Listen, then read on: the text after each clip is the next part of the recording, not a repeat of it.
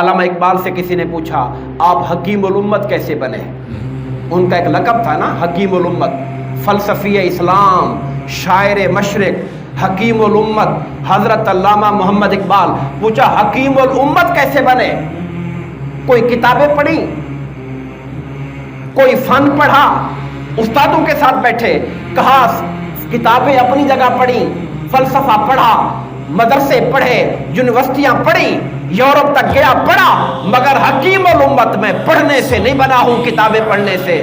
میں نے مصطفیٰ پر کروڑ مرتبہ درود پاک پڑھا، اس درود کی برکت سے خدا نے حکمت کو میرے سینے میں اتار دیا تھا۔